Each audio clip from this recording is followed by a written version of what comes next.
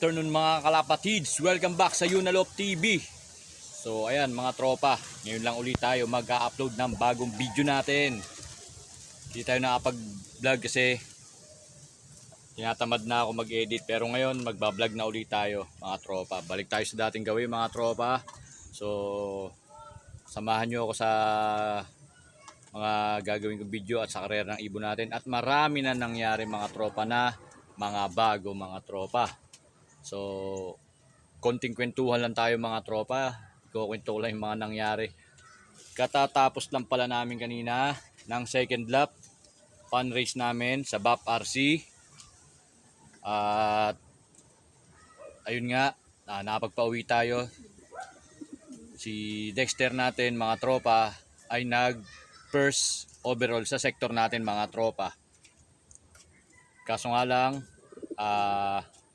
yung first lap niya medyo hindi magandang uwian niya mga tropa. Kasi muntikan siya makatop nun, 756 yata speed niya mga tropa. So second lap, ayun, kumana siya. Nag-first siya sa sector natin mga tropa. Ang speed niya ay 1.3 plus yung speed niya mga tropa. So tayo yung nag number 1 dito sa sector natin, Yunalop. So ayun, pero bago yung mga yun nangyari mga tropa, marami tayong naliparan na liparan. Si Dexter nga pala nakapag first overall din sa fun race sa sektor namin. Sa PPF naman to mga tropa. Tapos smash pa yon. So nag first overall siya, mutikan pa tayo maging solo clocker. Nagkaroon tayo ng premyo, syempre. Yun yung unang first ni Dexter sa PPF mga tropa. Tapos sumunod naman sa ano yun, Muntinlupa. Maraming nawalang ibon mga tropa sa Muntinlupa. Ang tawag nga nila dun ay Muntinlupa Massacre kasi ang daming mga nawala. Tapos tayo, marami rin tayo nalusaw ng mga ibon mga tropa. Sa mga club ring natin, isa na lang natitirang club ring natin mga tropa ng BAP RC. Yung iba talagang totaling nawala na. Tapos sumunod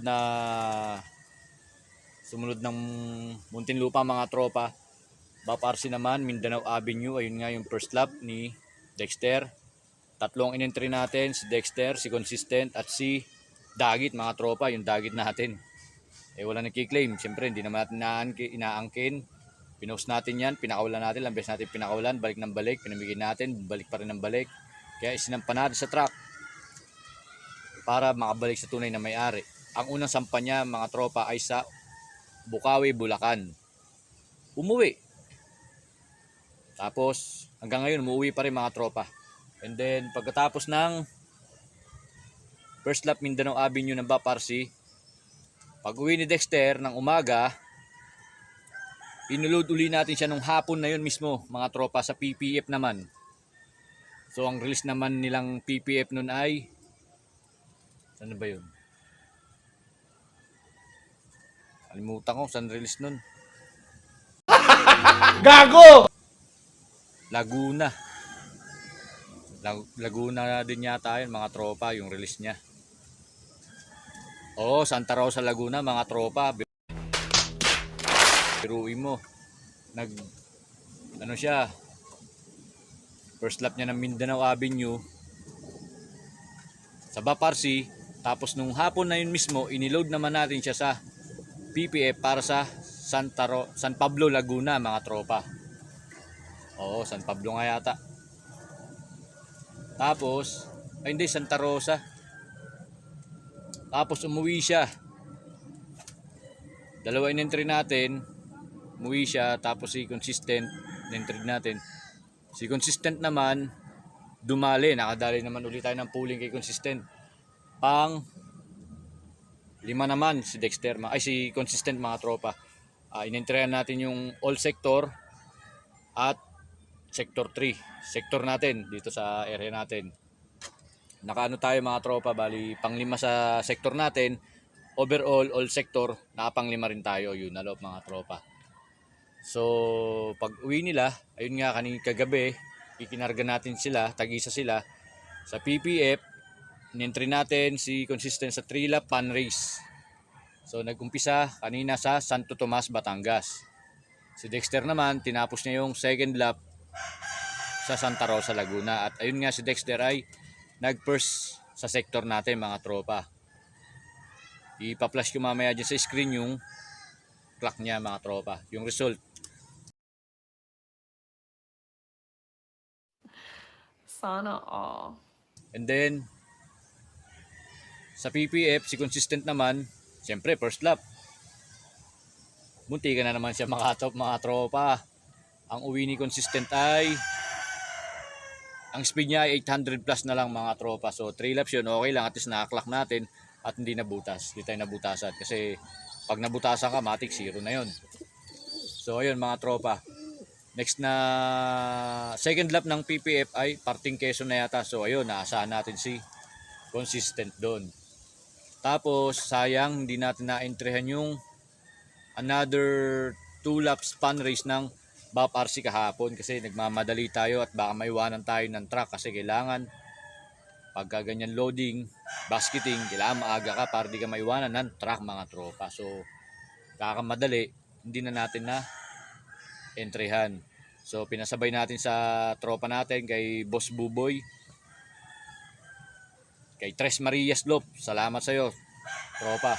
So ayun, paparte sa BAP RC ng second lap mga tropa. Maganda yung uwian ng ibon niya. Pang tatlo yata siya sa sector namin mga tropa. 1262 yung speed niya. Yun. Ang second, ang first, sa yung si Dexter 13, second 12 plus third yun si Boss Buboy. 1262 yung speed niya. So ayun, paparte yun. Maganda yung uwian nung ano niya, contender siya nung first lap eh. So kung na-entryhan natin yung panibagong second lap, ang laking pondo sana ni Dexter mga tropa. So 1330 plus yun eh, 1338 parang ganun o 1336. Yun yung speed niya, ang laking pondo sana nun. Tapos 2 laps lang, 1 lap lang. Sigurado naman sa second lap, uwi-uwi si Dexter natin mga tropa. So ayun, pag-uwi, pagkatapos niya ng pahinga, pinainom natin sila ng siyempre ng electrolytes, tapos nagbabad tayo ng bawang kahaninang umaga bago i-release. At nilagyan natin ng honey mga tropa para experiment lang ba. So yun nga, after nila magpahinga, pinaliguan kaagad natin sila. So first time natin ginawa yun, di natin alam kung ano maging effect sa ibon natin. So sinubukan ko na kasi wala namang mawawala kung di ko susubukan. Di ko malaman ang mangyayari mga tropa. So pinaliguan na natin sila, pinashout natin mga tropa. So next, di ko alam kung kailan yung second lap ng PPF mga tropa, pero parting Quezon na yun. Sigurado ako may pasok ako nun. May Lopman nga pala tayo mga tropa, si Russell. So shoutout sa Lopman ko kay Russell, napakahusay niya mag-clock mga tropa. Talagang nakakakaba habang nasa trabaho ako, nagmo-monitor ako ng pauwian. Siya yung nagka-clock dito sa atin mga tropa. Ayun nga, napag-first niya si Dexter. Tapos napanglima niya si Consistent sa pagka-clock mga tropa. Napakahusay na Lopman mga tropa. Tapos kanina dalawa kami nag-clock. Nagulat kami mga tropa, konting kwento lang sa pauwian kanina sa BAP RC. So ang na-expect ko, ang release kanina ay 6:40, parang mga ganun. So siyempre tingnan natin yung forecast natin. Ina-expect kong uuwi si Dexter ay around 18. Tapos ang speed niya nun ay siguro nasa 1.2 pa. Sabi ko mga ganun lang. Mga ganun, uwi na yun. So umakit ako dito sa loop natin. May kinuha lang yata ako. Pagbaba ako dito, lumakad lang ako konti. Sabi ng loopman ko, Kuya Gerald, ayun na yata siya. Nasa landing board na natin. Sabi ko, asan? Hindi ko pa nakikita eh. Ngayon, nung sumilip yung ulo, nagulat ako mga tropa. Si Dexter nga. Tumambay pa siya ng mga 2 minuto siguro o kulang-kulang 2 minuto bago natin napapasok. Tapos ayun, pagpasok, na-clock natin siya at nag-first nga tayo. Sayang yung first lap niya. Dahil sana natin yun. Nakapesto sana tayo. Pero sana makapesto tayo, pero kung di man tayo makapesto nito, ay okay lang. At least, na-prove natin na okay pa si Dexter mga tropa sa uwian. Kaya niya pang mag-first mga tropa. So ayun nga. Nakakatuwa kasi siyempre marami nagko-congrats sa'yo. So, dire-diretso lang tayo mga tropa. Magtiwala lang tayo. Tapos ayun na, i-share na nga natin yung ginagawa natin sa kanila kung bakit sila nagsusuper saiyan. Nang legit mga tropa, sabi ng tropa. Kasi may mga issue kasi mga tropa na super saiyan, maya-maya dyan ang ibon. May mga ganun issue. So ito, legit to. Nandito na talaga yung ibon natin. So ayun mga tropa, hanggang dito na lang uli mamaya. Mamaya tutuloy natin yung kwentuhan natin mga tropa. Update ko kayo mamaya. Welcome back mga tropa. So ayun, continuation ng kwento natin mga tropa. So ayun, nakakabilib lang si Dexter kanina. Talagang ang bilis niya mga tropa. Hindi namin na-expect yun na ganun. So eto, mag-umpisa uli ako mag-vlog para i-vlog ko rin yung paglo-loading namin. Para transparency din sa ibang member, sa ibang station. Para sa tiwala ng ibang member.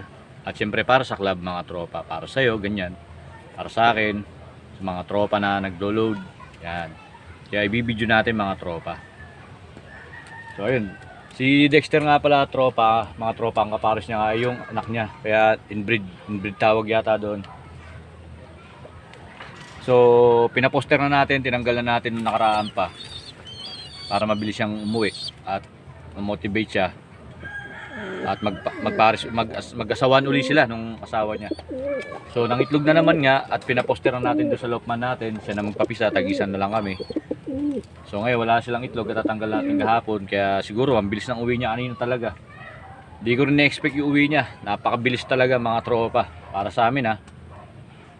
Tapos yun nga, si consistent, nagloko na naman nga, ayun, 800 plus yung speed. At least, hindi naman siya nakatop mga tropa. Alam ko babawi si consistent natin ng second at third lap mga tropa.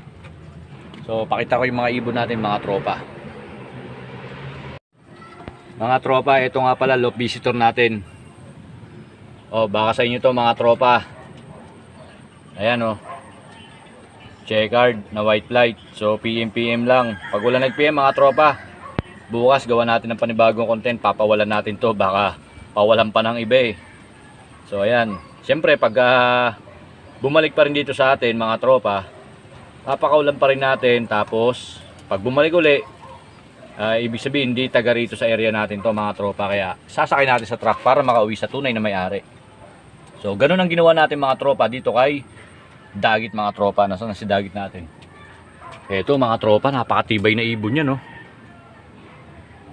Wala nagkiklaim dyan mga tropa. Kaya isinakay na natin sa truck. Unang hagis niya mga tropa, bukawi kaagad. Akalain mong second dropper natin mga tropa. Yung mga ibon nating iba nawala na. Ay nawala mga tropa sa ano natin. Pati si double tag natin, double banded natin, nawala na rin. So ako may pagkakamali doon mga tropa kasi corridor lang yung hagis niya. And then sinakay natin pabukawi. Tapos sobrang bata pa. Tapos ito rin mga tropa, nawala rin to. Bumalik lang din. Lalong lalo na tong isa. Anak ni consistent. Ayan mga tropa oh. Ayan oh. Nawala siya ng bukawi. Tapos mga kulang-kulang mahigit sa linggo bago nakauwi.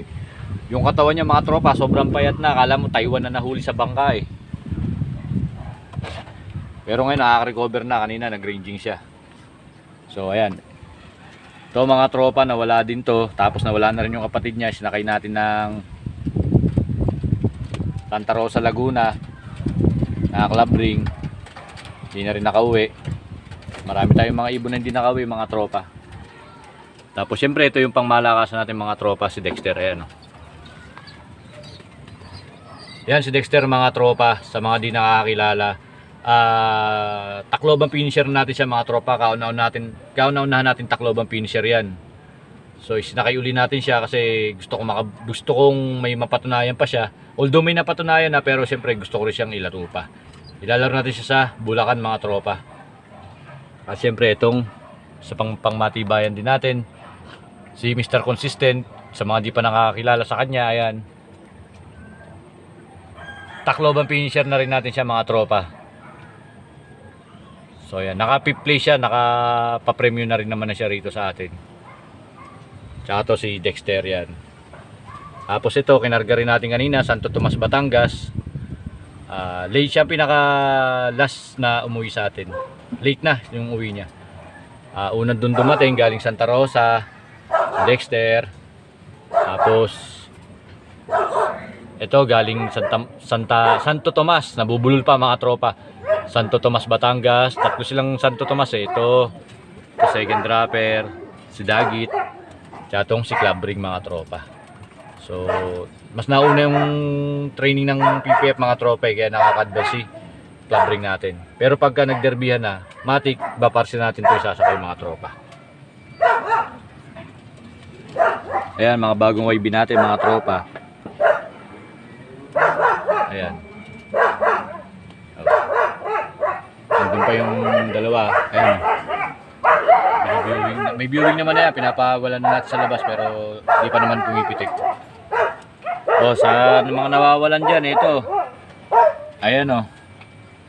Yung ring, PFPM na lang yung ring mga tropa ha. Para maiwasan natin yung angkinan. Bukas, pawala natin yan ng umaga mga tropa. So ayan, maraming nagbago rin sa loob natin. Maraming nawala. At marami rin naman mga goods na mga nangyari mga tropa. Tulad ng pagkakapanalo nila Dexter. Yan, nakakataba lang ng loob mga tropa. Kasi kahit paano nakikilala ka. Marami rin nag-PPM sa atin, nagko-congratulation. Taga ibang lugar din, ayan. Tapos ayan, ito nagpang-PIP. Bali si Dexter, 2 beses na nag-first, isa sa PPF, overall. Kanina Baparsi, pero sa sektor lang namin kasi bawat area ay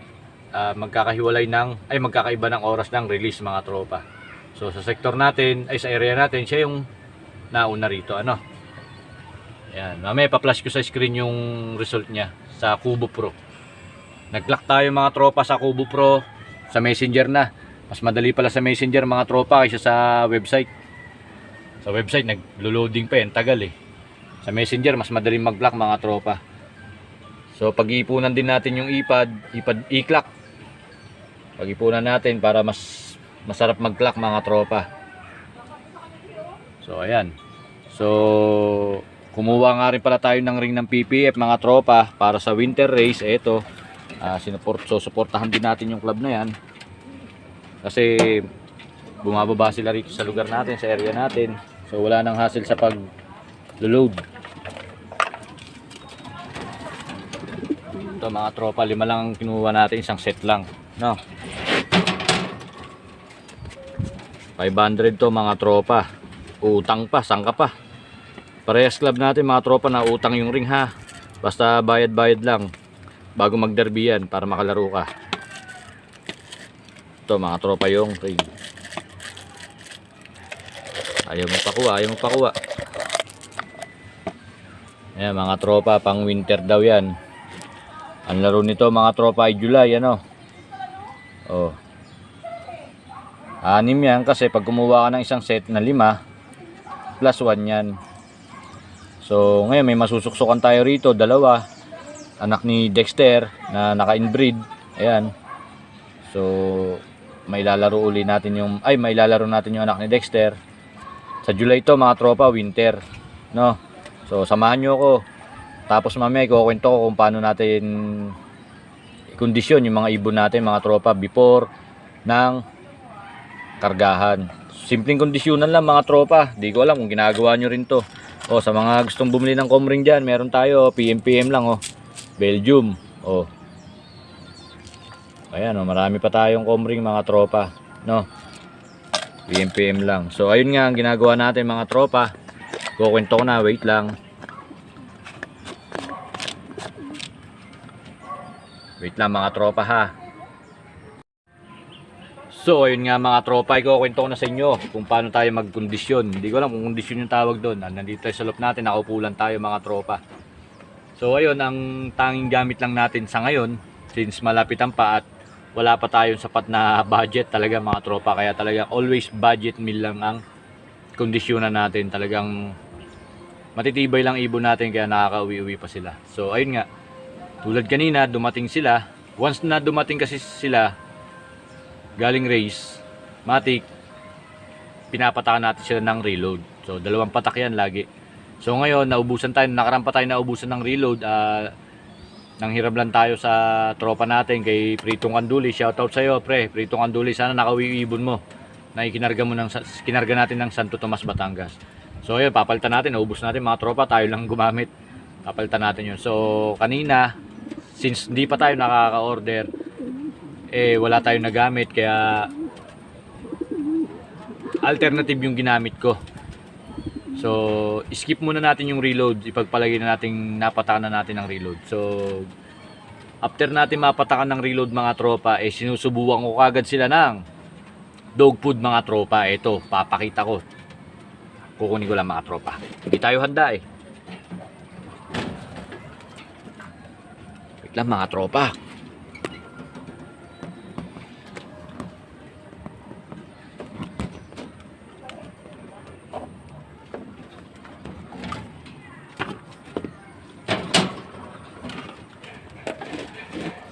Ito mga tropa, dog food.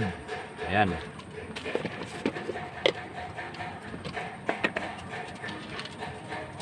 Ayan oh. Ito ang ginagamit natin sa kanila mga tropa, itong dog food na to. So once na dumating sila after ng reload, na mapatak natin yung reload sa kanila, ay binibigyan na natin sila ng dog food mga tropa. So bakit at para saan dog food? Base sa research ko mga tropa, bago ko siya gamitin, siyempre nagre-research din muna tayo. So ito nga ay puno-puno ng protein, which is yun yung kailangan ng ibon natin. Para saan ang protein mga tropa? Siyempre i-google mo kasi nakalimutan ko na, basta ginagamit ko to. So ayun nga mga tropa. So pag after ng patak ng reload, susubukan ko na sila ng mahiwagan dog food natin. Nagumpisa ako nung dog food ay 5 piraso lang, kasabay ng peanut mani mga tropa. Ayan, oh. So 5, simula nang nasampa sila sa truck, 5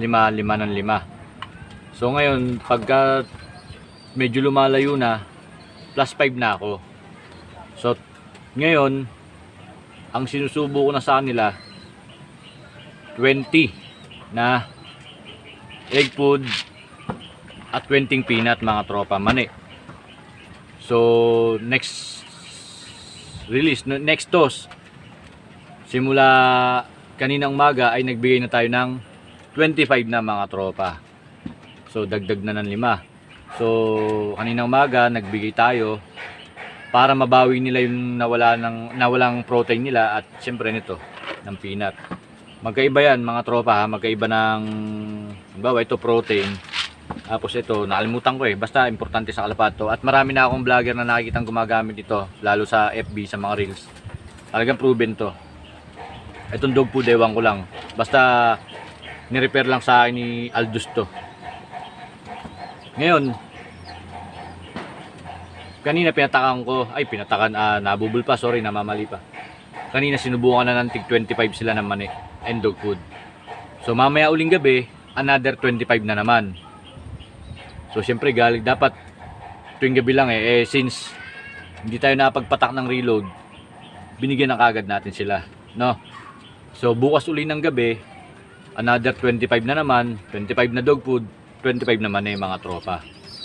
So hanggang araw-araw yun, gabi-gabi yun mga tropa, hanggang sa umabot yung loading. Pagdating ng loading mga tropa, ang babaon lang natin sa ibon natin, syempre hindi talaga mawawala yung dog food, hindi mawawala yung mani, at syempre yung reload na ginagamit natin. So sa akin, base rin sa mga research ko, bago ko bumili dati ng reload, hindi lang pala siya pang arrival, during arrival, before basketing din mga tropa. Pinapatakan ko ng reload yung ibon ko para relax lang sila. Sa crates, relax lang yung mga yan mga tropa. Tamang ganun lang yung mga yan mga tropa, para di sila may stress, relax lang sila. At pag pinalipad sila, yung katawan nila hindi stress, maganda yung pangangatawan pa nila mga tropa. So ayun, yun lang yung pabaon natin, dog food, mani, reload, at syempre yung B22 mga tropa, hindi natin kinakalimutan yon. budget meal lang lahat yung mga tropa. Dog food, mani, reload at saka B22. O kitang-kita naman, puro budget meal lang yung gamit natin mga tropa kasi wala tayong ganong kalaking budget para bumili ng mga mamahaling mga vitamina mga tropa. Saka yung mga pinapatak-patak pang iba mga tropa, no. So, okay naman mga tropa yung result, no. Nakaka-number 1 tayo, pumaparte tayo ng pooling.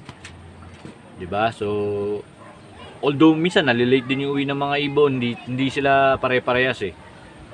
Sa pauwian, sa oras ng makikita mo yung galing naman ng ibon. Kasi isa lang sila ng isang sistema lang umiikot sa kanila dito sa loop natin. So dun mo makikita naman yung linyada nila. Yung pagkakaiba, mga tropa. Tulad si Dexter. Si Dexter, shoutout galing yung breeder ko, galing kay Bordado Loop. Ay Bordado ng Limay. Yan. Bordado line yan mga tropa. Ang nanay niyan ay silver, ang tatay niyan ay silver toy cross, ay puta nabubul pa mga tropa. Ang tatay niyan Dexter ay silver toy. Ang nanay niya naman ay Biberman. Okay, so galing lahat yan kay Bordado, yung magulang na yan. So kung mga naghanap kayo ng mga Biberman, PM nyo lang si Bordado Loop. Matik yun, legit ang ibon nun mga tropa. So yun lang yung pinapabaon natin mga tropa. Tapos yun nga kanina, nabanggit ko kanina na pinaliguan ko sila kasi simula nung naisakay natin ng truck, hindi na sila nakaligo mga tropa. Kaya pinorsebat natin sila gamit yung washout. Budget meal lang yung mga tropa. So di natin alam yung magiging epekto sa katawan nila nun. Kasi baka mapasma o ano man, kasi galing liparan. Pero napagpahinga naman na sila. So sana walang masamang epekto sa katawan nila at sana magandang epekto. So ayun lang, di natin alam kung kailan uli pala yung second lap ng PPF. So ibablog na rin natin yung pagdulog natin mga tropa kasi marami na tayong nakilala mga member na mga tropa na mababait mga tropa. So di na tayo mahiya, sinuuna nahihiya pa tayo. Ngayon di na, makapal na mukha natin ngayon. So mamaya pa-flash ko na lang sa screen yung mga result na inabot ng dalawa nating ibon. So ayun, abangan nyo uli yung mga susunod na video natin mga tropa. Para masubaybayan yung liparan natin. Kung aabot na naman ba tayo ng dulo, kung makakatapos na naman ba tayo ng dulo, o kung mawawala na yung panduluhan natin. Ayan. So abangan nyo lang mga tropa. Sana subaybayan nyo yung video natin, yung vlog natin mga tropa. Subscribe nyo sana yung channel ko kasi nag-umpisa pa lang din nun ako. Tinamad na nga ako kasi ang hirap mag video. So tinamad ako. Pero ngayon okay na, dire-diretso natin to mga tropa. So paano, hanggang dito na lang mga tropa. Dito ko natatapusin tong video na to mga tropa. Kaya kung bago ka pa lang sa akin channel, huwag mong kalimutan mag-subscribe at paki-on ang notification bell. Please like, comment, and share na rin mga tropa para sa mga newbie natin mga tropa dyan na magkakalapate, na mag-iibon. Baka may matutunan silang mga technique sa atin dito. Although na budget meal lang to mga tropa ha, yung technique natin. So kasi kaya naman budget meal lang tayo kasi yung kakayahan lang natin, yun lang naman yung kaya nating ibigay sa kanila. Although ginagawa natin yung pinaka-best na makakaya natin para sa mga ibon natin mga tropa. Kung hanggang saan lang tayo, hanggang doon lang. Di natin pinipilit o hinahangad na ibigay pa sa kanila yung di natin kaya. Basta kung ano lang yung kaya mong ibigay, ibigay mo. Para sa akin mga tropa, ma-appreciate naman ng mga ibon niya kung gaano ka dedicated sa pag-aalaga sa kanila at pagkukondisyon sa kanila tulad sa akin. So natuwa ako kasi nakakapwesto-pwesto na tayo kahit paano sa mga puling-puling, diba? So ibig sabihin na-appreciate ng ibon yung ginagawa mo na effort para sa kanila, yung best na ginagawa para sa kanila. Kaya nasusukli ang kanila ng the best din na kanila sa kanila mga tropa. So ganun lang yun mga tropa, no? Medyo pero good yun mga tropa. Nakakataba ng puso. Nakikita mo yung result mo. Sa matagal mo nang pinaghihirapan ba, yung effort mo ba? Diba? Nandun na yun. Susuklian nila yan mga tropa. Maniwala kayo. No? So paano mga tropa? Hanggang dito na lang ha. So sama-sama na naman tayo uli. Panoorin nyo, abangan nyo yung pag-load natin sa mga ibon natin. So paano mga tropa? Hanggang dito na lang. God bless mga tropa. Rock and roll.